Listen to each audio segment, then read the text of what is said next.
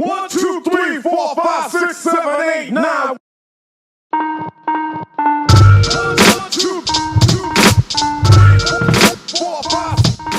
Hello everyone. This is Yolanda and we are at your favorite therapist podcast. Here at YFTFT, we bring in your favorite therapist and have a real conversation about being a therapist and navigating life.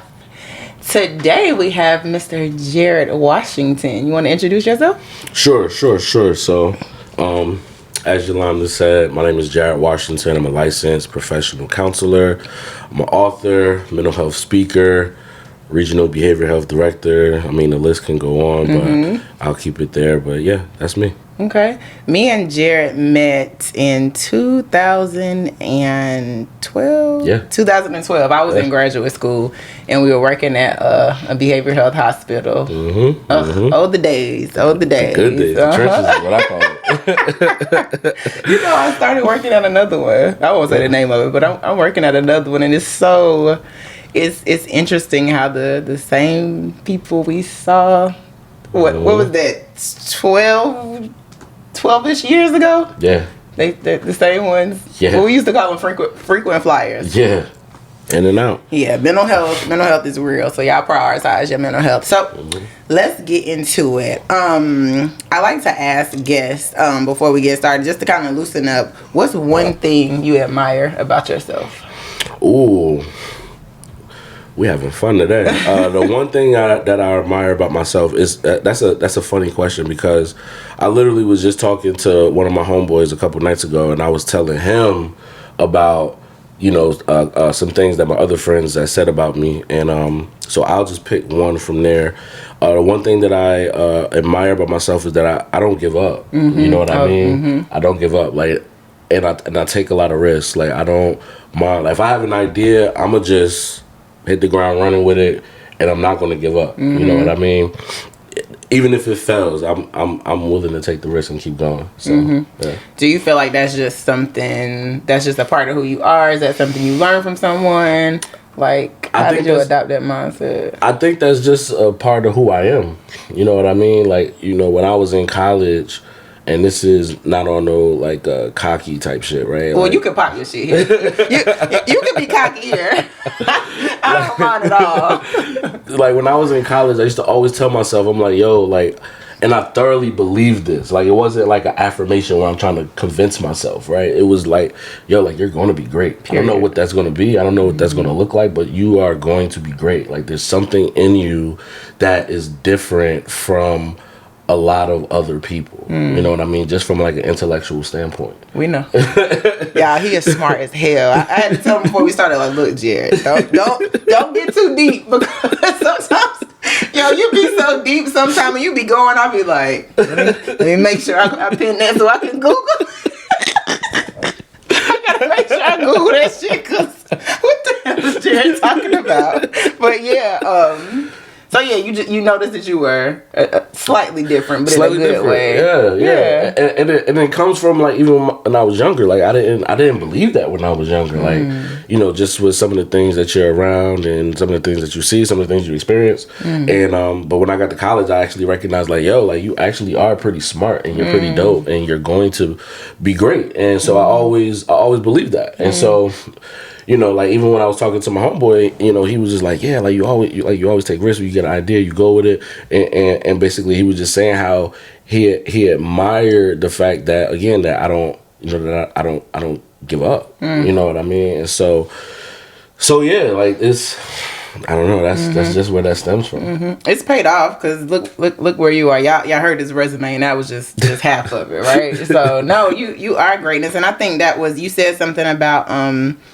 growing up, right? You was like, what did you just say? You said, I didn't see some of that growing up, right? And so I think it's a great transition into some of the things we're going to chat about today, right? Absolutely. So, behind the bio, right? Behind all the accolades, or behind all the letters behind your name, behind being an author, behind all of the titles and hats that you wear, tell me about Jared and what childhood has looked like? Bring us into your world. So childhood was very interesting. I didn't grow up with my father like that, right? He was around, but not around, right? Lived nearby, but don't see him type shit. Tell the people where you're from. I know they hear your accent. Yeah, I'm from Roselle, New Jersey. It's right next to Elizabeth and Newark in North New Jersey. And it kind of borders New York City. So that's where I'm from. So you probably do hear the accent. And it's funny because my friends up north tell me I sound country now because I've been down here so long. But yeah, that's where I'm from. But yeah, so I didn't grow up with my father. Grew up raised by my mother and my grandmother till I was about like 14.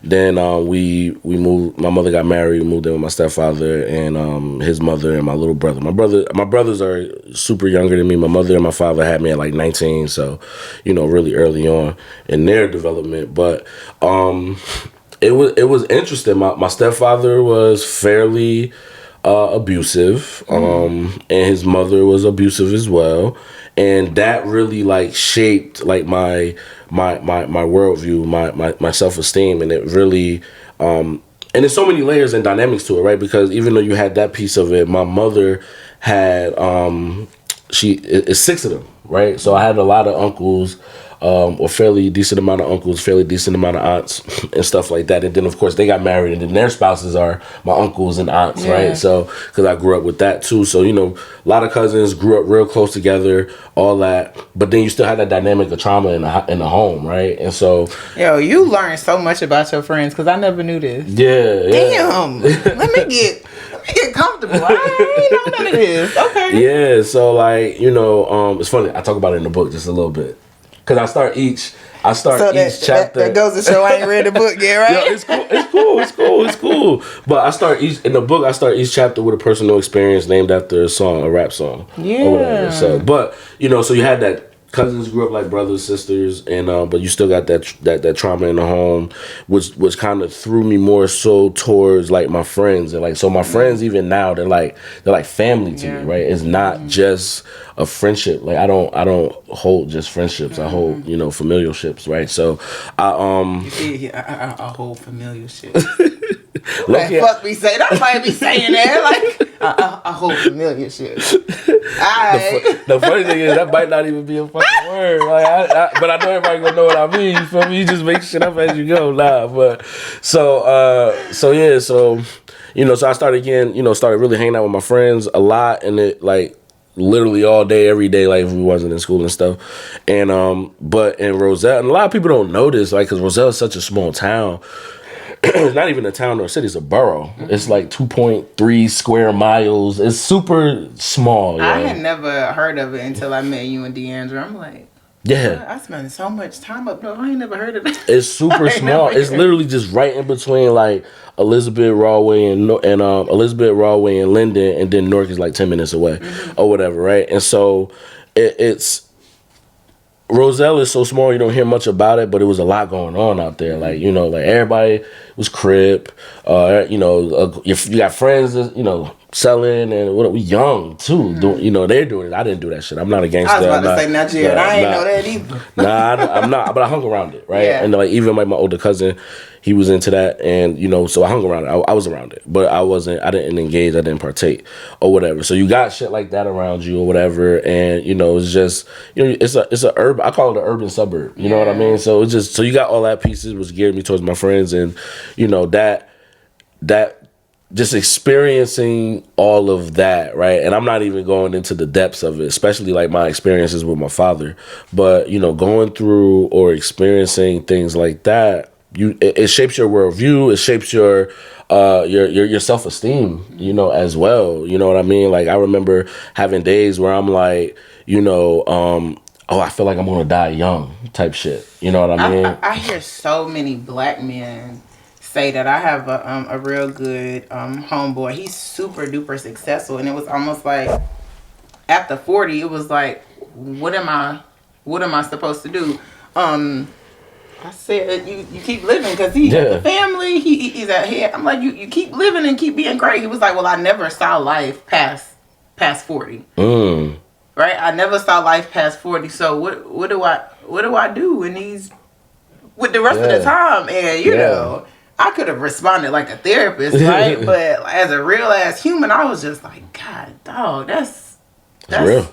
It's real, and it's crazy. And I guess to your point, I guess you probably, for him, and to your point, he probably didn't see a lot of people live past 40. Nah, you got friends or people that you may know, and friends that you may hear of things happening to them and they're not making it, whether it's medical things or whether it's streets. You know what I mean? Like, cause I remember the first dude that I went to high school with that got killed. I remember that his name is Will. He's a Crip actually, and he was one of my he was my older cousin's best friend, and I remember he got shot, right? And I remember thinking in my head like, oh, motherfuckers really be dying from this shit. You know what I mean? Like, it's not a game. It's not a, and it's crazy. And and I've been in some of those scenarios, so to speak. But I always felt like, when I look back in hindsight, I always felt like God was just like watching over me, like just kind of, and I feel like all my experiences didn't go for naught. It's a part of the story. But also, like, a lot of us, go through a lot of shit. You know what I mean? But so that was that. Then went to college, moved to Atlanta after I graduated, and that was that. And the biggest reason why I moved to Atlanta, which is a whole interesting thing, but the biggest reason why I moved to Atlanta because I wanted to get out of my house. Right? I'm like I don't want to continue living here. And my mom was, interestingly enough, right, because experiencing this trauma in the house, right? And I used to always have these feelings of, why did my mother stay when she knew what was happening, yada yada yada yada yada. And it wasn't until I got older where I just like flat out asked her, like when I started going through therapy, I just asked her like, yo, why did you stay? Like, you knew what was going on, blah blah blah. And her response to me was, if I would have left, we wouldn't have had anywhere to go. Yep. And you know what I mean? And so. And I remember nights where she would try to leave, or times where she would try to leave, and we'll like either stay at my aunt's house or stay in a hotel for a couple nights and shit like that. So so it makes sense to me, and it's funny because when you think about behind the bio, when you think about and how that impacts how you do therapy, and I always ask clients, right, when they have like that parental trauma or parental traumatic experiences, I always ask them, do you know your parents' history, right? Do you know what they've experienced? Do you know what they were going through during that time, or that they were raising you, right? Yep. And how that impacts how they raised you. And then I always ask, did your parents, right? And sometimes the answer is no, but did your parents do the best that they could with the knowledge and the resources that they had? Because that's essentially what my mother was doing. She was doing the best that she could with the knowledge and the resources that she has. I have no choice but to respect that. Yeah. You know what I mean? Whether no matter what I experienced, to an extent, I respect that from my mother. You know what I mean? And so, you have that or whatever, and then again, get to college, you meet more people, and that's when your worldview changed. And that's when my worldview changed, because I recognized there was so much more to the world than Union County, New Jersey. Yeah. You know what I mean? There's so much more. Of course I visited outside of that, but you recognize that, there are other, because my town is mainly black. My high school was like 95 or 96% black, right? And then I go to college, and I went to this very white fucking college. It was only like 4% black people there. It was almost like it was a culture shock, right? So you and your Yolanda brothers was the only black. Crazy thing, because my chapter is a metropolitan chapter, so we got multiple schools in my chapter. So my Yolanda brother didn't even go to school with me. He went to Seton Hall. Okay. Right? He went to Seton Hall. But so I was at the time, I was like the only alpha on campus for a little bit, and then that's when we had a line after the next semester, and I had a neo that we would rock out. But and then of course Chad would come to the school. But college, you recognize like your college changed my review so much more than Union County. You're meeting other black people. Even though it was a small faction, but you're meeting other black people, and like, we're so similar, but also so different. You know what I mean? And then of course you This got is kind of like taking me back to college and just kind of having conversations with people. Yeah. And I hate kind of using the word normalize, but I think you see how you're so different from other people, but how you're also the same. Yeah. Right? Like so many of us were going through so much of the shit. And so again, I hate using the word normalize, but I think I didn't feel so isolated. Yeah. When I would have conversations around trauma. Yeah. Right? Let's go ahead and call it what it is. Yeah. You said earlier, you know, you asked your clients, do you feel like your parents were doing the best with the resources that they had? I thought you were gonna say, have you ever just had a conversation with your parents about their capabilities? That's a good one too. Right.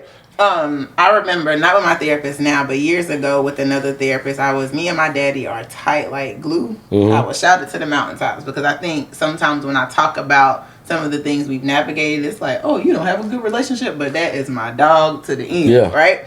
So I was talking to my therapist about just kind of some of the traumas with my dad, or just like some of the frustrations, I'll say, with my dad. And it's just, that's why I love therapy. It's such a vulnerable space, and when you're locked in, the most simple question can, you know, allow your mind to explore, right? And so she said, it's so simple, the capability. She was like, do you think your dad was capable of that? And it's like it took my breath away, and I'm like,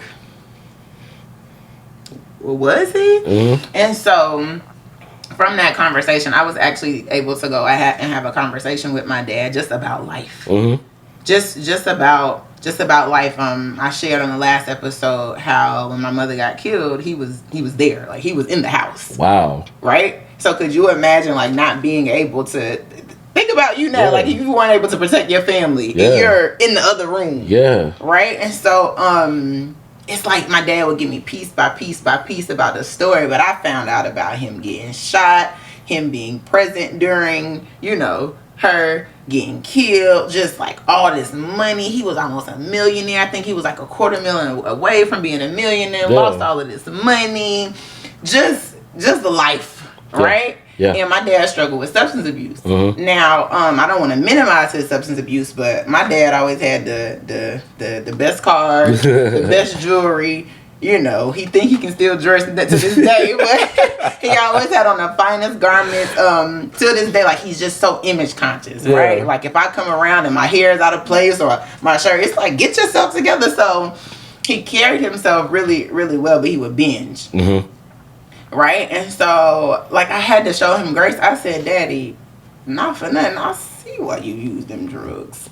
You know what I'm saying? Think about how when we have a bad day, we're like, oh, I'm going to take a drink. Yeah. But he, for a minute, he had a bad life. Yeah. You know, people say, oh, you know, it's not a bad day, it's a bad moment. He had a bunch of bad moments for a whole lot of years. Yeah. Right? And so when I think about, like, what he was capable of, what he was like able to do, it's like I think he honestly did what was best for him at the time to make sure that we were safe. Absolutely. Everyone knows, like I went and started staying with my godmother after my sister went off to college, and for like I had some resentment towards him. Loved my godmama down, she was the absolute best, but I honestly think that was best for me, especially with the season that my dad was going in, right? Because after my grandfather passed away, it was just my dad. I know my dad was like, what is going on? Like, how am I supposed to take care? It's 5 of us, but it was 3 of us that was raising my dad, and all of his help was gone. Yeah. Damn. You know, your wife get killed. You gotta leave New York City to come back down south. You left down south to go to New York City to live a better life. So you come back down south, and it's like, okay, his mom died too. His mom died, and then his grandmother died. I don't, if my family is watching, I might quote it wrong, but I feel like they died within a month of each other. Right? Wow. And my family is real close knit, so it wasn't like a distant relation. Like, he lost people that were like his you know, his support. And so I know for him it was just like, how in the hell am I supposed to take care of these kids? Like, and my dad is the youngest, so he was a bit spoiled, and you know, he was a ladies' man, so he had women to kind of look out for him, but he handled his business. But it was just like all of his help left him, and I think moving with my godmom was the best thing. Absolutely. For me, and he was right up the street. Like, I didn't have this absent father. It was just he needed a little bit of extra help, and so it was a point where I did hold a lot of resentment. It didn't change our relationship. It just kind of changed my perspective of who he was. But now, man, he's a fucking all-star to me. Because it's like, and then health issues. Right? A lot of health issues. Right? He's had the dark thoughts and all of that, and I'm able to give him so much grace because he's just been through so much. So going back to the capabilities and, you know, wondering like, Mom, why did you stay? Like, all she was capable of doing was what she was capable of doing. Exactly. Like, you know? And even it's so interesting, right? Because we could go so many different ways with that, right? We could go to trauma, intergenerational trauma, and just how like the transmission that's of that. That's your thing, yeah. That's my thing, that's right? And I was hearing it too. I was like, oh man. But you know, and like you said, that you know, going with your godmother, correct? Going with your godmother was probably the best thing, right? But but it probably was the best thing because it potentially could have shielded you from some of the experiences that your dad was going through and the layers of that and just even the emotions of that. You know what I mean? Like, I lost my grandmother and I can't imagine, you know, well, I guess I am, but I can't imagine losing my grandmother, losing my mother. Now I have no support, right? Like, I still have support even though I lost my grandmother in a way, right? Or not even in a way. I have a tremendous amount of support. Let me not even downsize that or just or minimize that. So I can't imagine not having no support. Then going back to going back to home after you tried to leave to get a better life. Just imagine how that feels. Going back home with 5 children, but 3 that you gotta primarily take care of. That's difficult. I can't even imagine. And so I understand. Little too, under 10 and under. Oh, yeah. Oh, that's I of all people. I know. You know. I know, especially with 3 too. So it could be a lot. So you know, So I you know, just like you. That giving that grace, and it brought me to this thought as you were talking. It made me think. It's so interesting how, but it makes sense. It's so interesting how we have this expectation for our parents to be perfect that sometimes we forget that they're actually just fucking human like us. You know what I mean? But it makes sense because I look at, you know, my kids look at me and they probably think I'm Superman or this invincible person. You know what I mean? And you know, and that's the lens we see our parents through even as we get older. You know what I mean? And that those ideals or those thoughts or just that the vision, perception of, you know, our parents, it stays with us. I think it's the dependency. Absolutely. Right? Like, you're safety. The person. And safety. Well, yeah, I'm dependent on you to keep me safe, right? Because you brought me here. You know what I'm saying? Like, this is your responsibility. We ain't asked to be here, right? And so that's why we put this huge expectation on them to like almost get it right, because we also know us going right, left, up, down is kind of dependent on what you pour into me or what you don't. And so sometimes when we look at our life, I know I do it all the time, and I kind of get angry, but I gotta kind of snap out of that shit. It's like, man, if I would have had this, right? If, you know, I worked 10,000 trillion zillion jobs, right? It's like, if, you know, you would have left me some kind of trust, right? I wouldn't have to work so hard. I wouldn't be so exhausted. I wouldn't do, and so I think it's easy for us to, you know, be critical of them and what they did or what they didn't do. Meanwhile, we missing a mark somewhere. I don't have children, but I have nieces and nephews and all the things, but we missing the mark some damn where. And so we got to get that grace thing. Like, I don't think I understood grace until I started going to therapy in, I think it was 2016, 2014, 2016. Mm-hmm. I just didn't understand. I didn't understand grace. Yeah. It's just like, boy, fuck you. Nah, for real. Girl, fuck you. For real. This is what you should have done. And I find myself, like, with my clients, like, it's just so hard. Mm-hmm. It's so hard for them to give grace. But what I've noticed is, like, you just have to understand. Mm-hmm. First, you got to understand you in order to understand anyone else, right? And when you start giving yourself grace, that's when you're able to give other people grace. But I kind of took over. Nah, you good. This is your podcast, and this is what the conversation is about. Mm-hmm. And you're right. That giving. Think about us. We're therapists, right? Mm-hmm. We're trained to do this work. Mm-hmm. But you think about the lay person who has, I don't want to say no idea, because there's a lot of like content out there on this type of stuff now. But you talk about the lay person that doesn't know that much, or the depths of this type of stuff, and we're telling them, give grace. Like you said, it's like, man, fuck that. Hell nah. I'm not giving them grace. They should have been better. Mm-hmm. You know what I mean? And especially when you assess your life and you know how resilient you had to be, and it's like, exactly. Grace, you know what I had to do to get here? Exactly. Mm-hmm. But okay. But I also think what helps is what can help if we, and I'm going to specifically focus on us as African Americans and or Black people in America, right? If we start to not understand, but more so conceptualize the state of the Black community, just through like a historical context, right? This is when I start nerding out on people. But so this is when I take a back seat and say, but go ahead. Like when you look at it from like the historical context, like Black people in the Black community has been in a state of survival mode for a minute, for centuries. How many centuries? I'm sure you know. How many? I actually don't know, but you got to think. It's been a minute though. You got slavery. That's 200 to 400 years, or 200, 300, or 350, something like that, right? And then after slavery, it was abolished in 1865, and then after that, you had the Black codes, because they started putting Black people or free enslaved Africans in like political positions and shit like that. And then you had the New Redeemers, which eventually became the KKK. Then they created like the Black codes, and then after the Black codes, you had the Jim Crow era, which prompted the Civil Rights era, where they kind of was coinciding with each other. Which then you got police brutality, and when you dive into like even like you got redlining, which is that they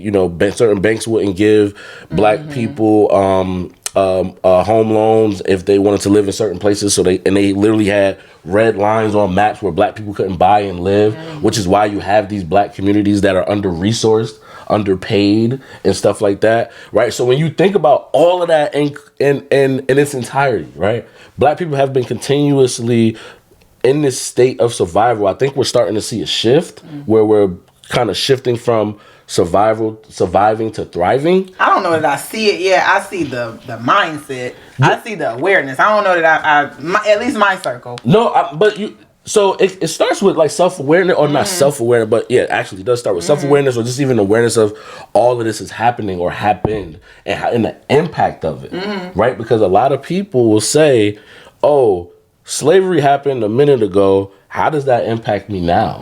You know what I mean? And when you start talking Kanye say some crazy shit. I love him down though, but that man, he gotta get some. Pray for that man. Yeah, that's all. I don't know what Kanye got going on, man. You know what he got going on. Real, right? He do too. He just not doing what he need to do. But yeah, no, that's a fact. But if you think about all that in its entirety.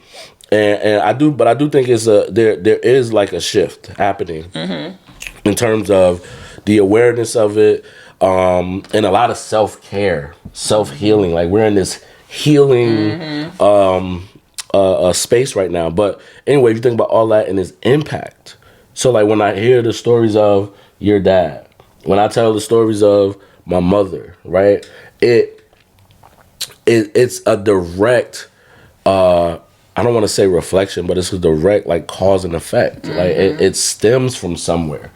All this trauma in the Black community, right? You think about the concept of intergenerational trauma came out of the Holocaust. That's where it all like kind of started from, this whole idea of it. Like, oh, trauma could be passed down from one generation to the next, and even the next generation, even if they didn't experience the trauma, they still feel the impact of it, right? Now, compare the state of the Jewish community to the Black community, right? What's the difference? The difference is, and it's not to say that one historical event was worse than the other historical event, because, you know, some people say, oh, slavery was worse. No, the Holocaust was worse. I'm not here to argue that. They both were traumatic. They both were egregious. They both were terrible, right? But we have to be honest and say the Black community and the Jewish community, they operate, they're in a different space, right? And it's obviously because of skin color, right? And the healing circles, or the spaces for healing created for that community, right? Versus us. I just listed pretty much in chronological order all the shit that we went through up until now, and I didn't even really talk about the shit that we go through now, right? Outside of police brutality. Now, I'm gonna ask you this question. Now look, don't get all deep, Jared. But ask me a question. I'm gonna ask you this question. Name a time outside of now in the history of America and Black people's existence in America that there's been a space where Black people could heal from everything we went through. Never. Right? And so that's why I say that's what I think about when I think about the stories that we just talked about. Our parents went through trauma. Their parents went through trauma, and their parents went through trauma. Cause just thinking about the times that we're talking about, you know what I mean. And we're really not that far removed from a lot of the shit. Glad you said that. I was having I get a bit passionate when I'm talking to my clients about like intergenerational trauma. Maybe not as passionate as you, but I get super passionate. I have to kind of scale it back because I'm like talking with my hands and like, this is what you need to understand. They're like, okay, I'm like a drill sergeant. But something as simple as like the expectation of me giving you some money when you ask for it, or me giving you a ride when you ask for it.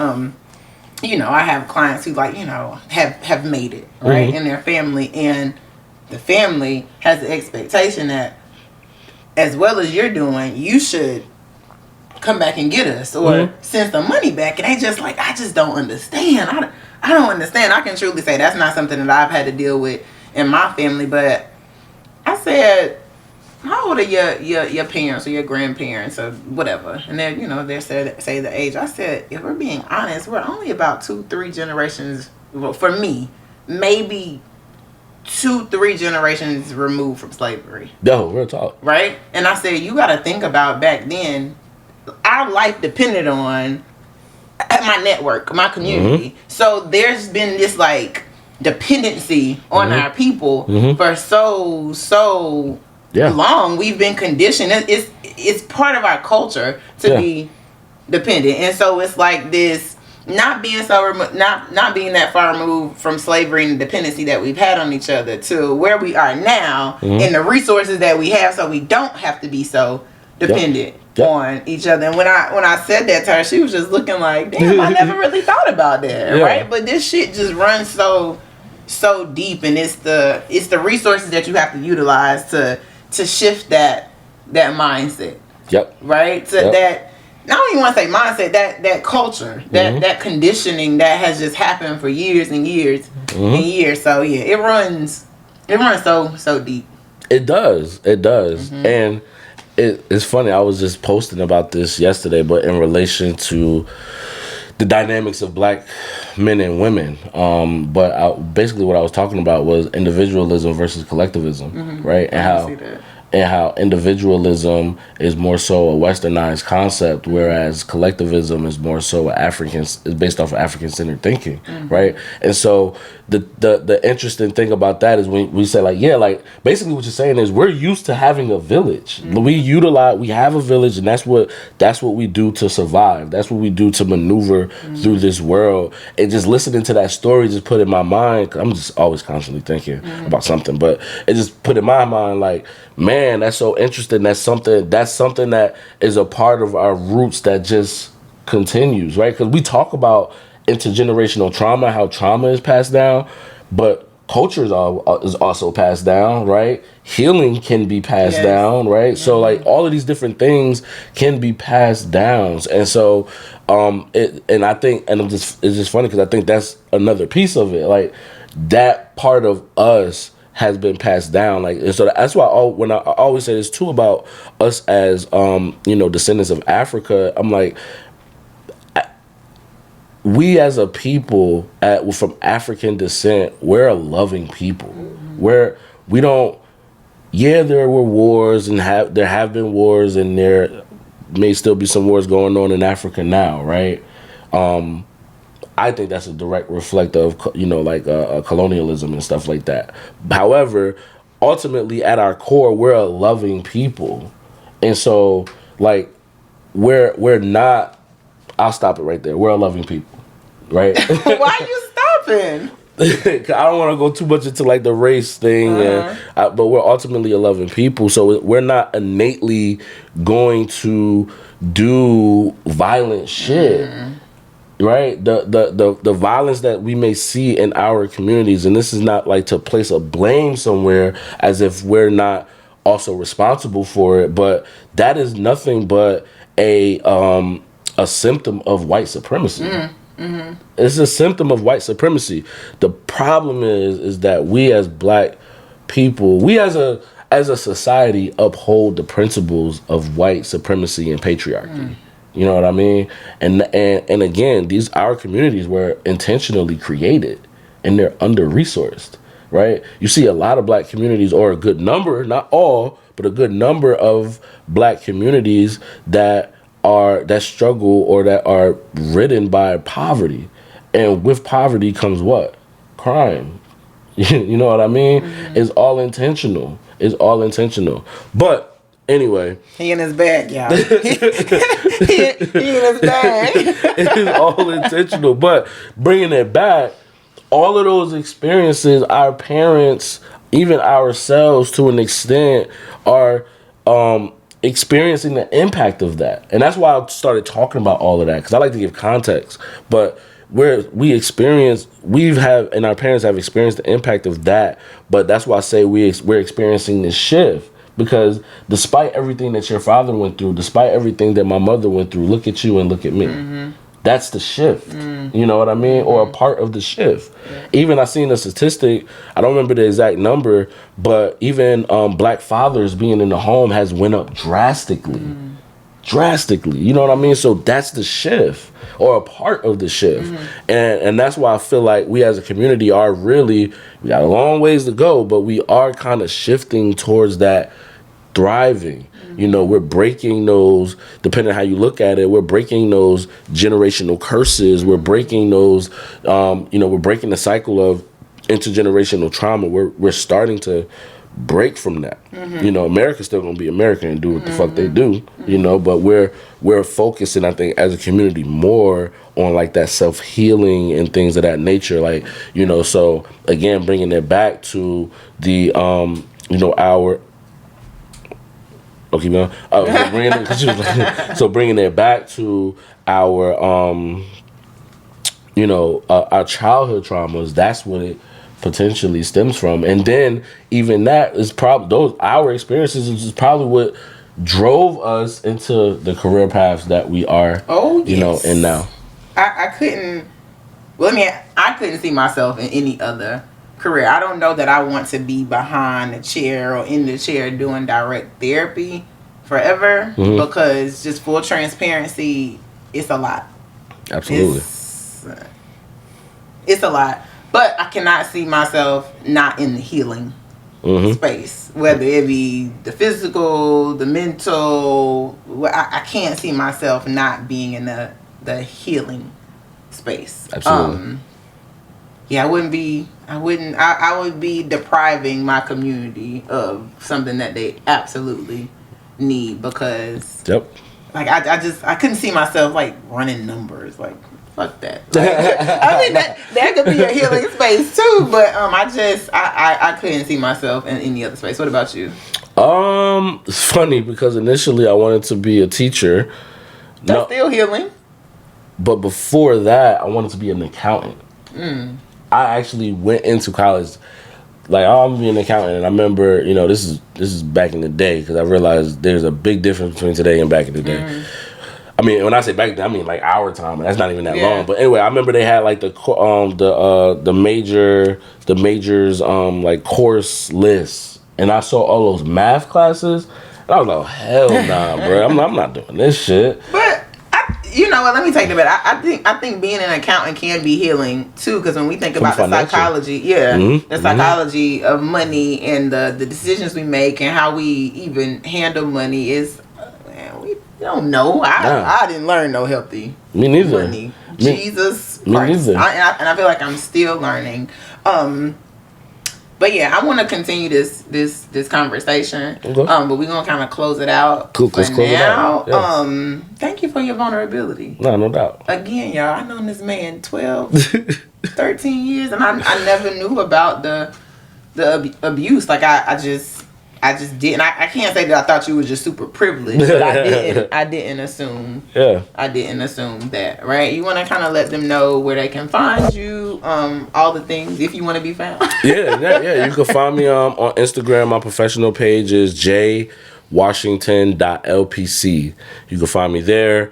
You could go to my website, which is www.hopeservices and consulting. I just changed it recently. hopeservicesandconsulting.com. And if that's wrong, just go to my Instagram page. There's a link to it. It'll bring you right where it needs to go. So yeah, you can find me in those spaces. Yeah. Alrighty, guys. Thank you as always for tuning in, and we will have Jared back to continue this conversation. Y'all have a good evening, morning, night, whenever you're watching it. There you go. You ever saw the music video, Big Pimpin', Jay-Z and Pimp C or UGK or whatever? Yeah. Yo, so there's a story about. Recording. Oh, we still recording? I didn't know if this was something that you were trying to finish. Oh, nah, we done, right? We done, right?